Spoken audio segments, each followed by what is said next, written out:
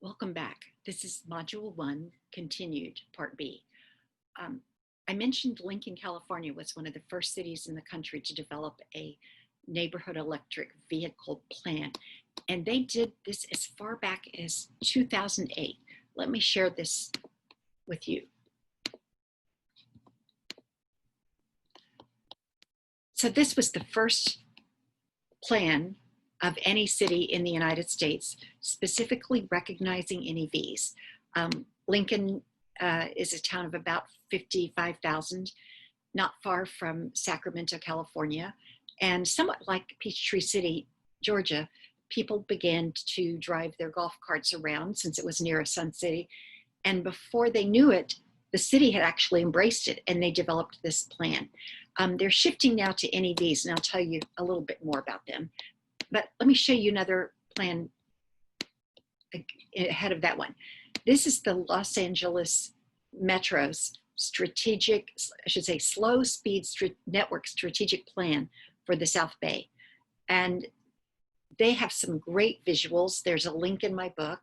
And what they are anticipating is different speeds associated with different lanes. So for example, a lane on a street where cars have a maximum speed limit of 25 miles per hour, and they are small cars, NEVs, and interior lanes all the way to pedestrians, so that the more vulnerable the individual, the more protection that that person has.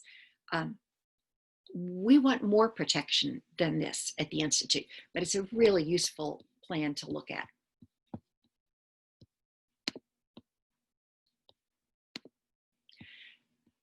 Now I would like to talk to you a moment about what are you to do with this knowledge.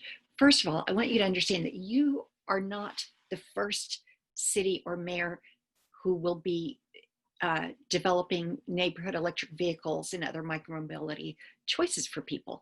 And that's a good thing.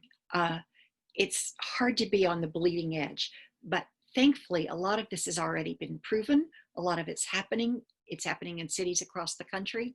We're working with one city here in Texas who's interested in being the first in Texas to develop a low-speed network plan that is what we call LEAN, Low Emission Alternative Network, LEAN, LEAN, meaning that it also has low carbon emissions, low speed, low stress, all of the categories that run low. And what I would like for you to understand is in this first step, you will learn to develop a mobility, declare a mobility opportunity for your city.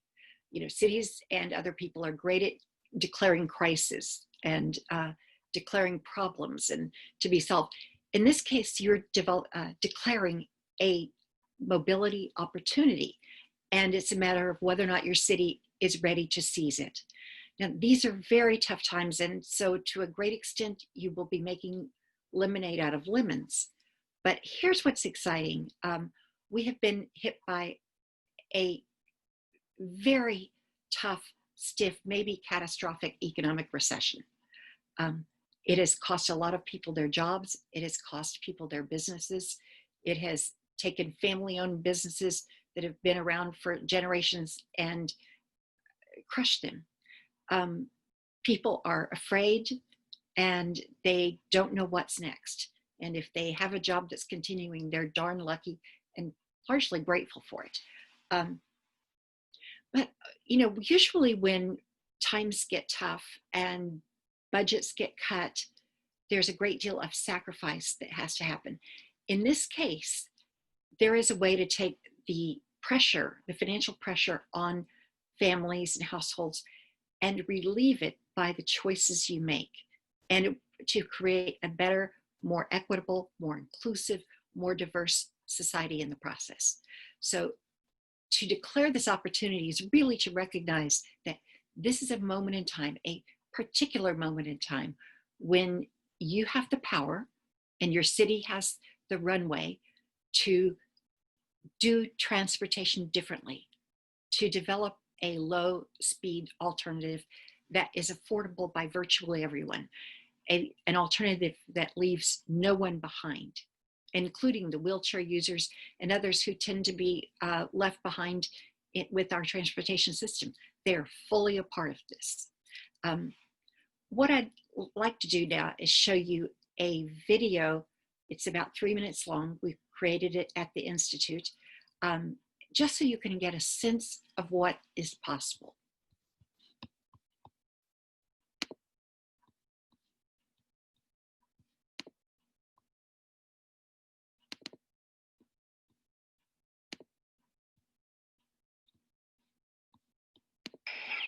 Here's a thought. What if cars were just the right size for getting around town, and they were only as big as they needed to be? Think about it. What if we could reduce transportation's impact on the environment? What if there was a network where neighborhood electric vehicles could be protected from full-size vehicles? What if we called these networks lean lanes for low emission alternative network?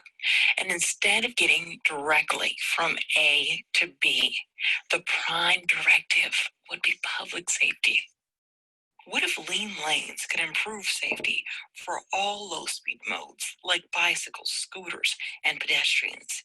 Can you imagine getting there faster by going slower? What if continuous flow is as simple as movable barriers, tunnels, and bridges?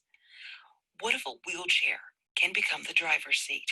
What if these cars are an ideal low-cost platform for new self-driving technologies? What if low-cost mobility relieves financial stress on families, replacing isolation, depression, anger, and despair with hope?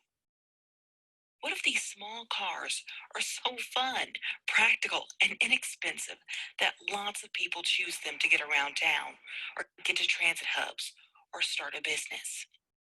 New roads, buildings, and neighborhoods, what if they could incorporate lean lanes in the design from the start? What if full-size car and truck owners become the greatest advocates of lean lanes because they help relieve traffic congestion for everyone simply and inexpensively? What can we learn from places that are already incorporating neighborhood electric vehicles in their transportation plans? What if a lean network can strengthen a city's economic resilience? What if we can take a giant step toward that goal?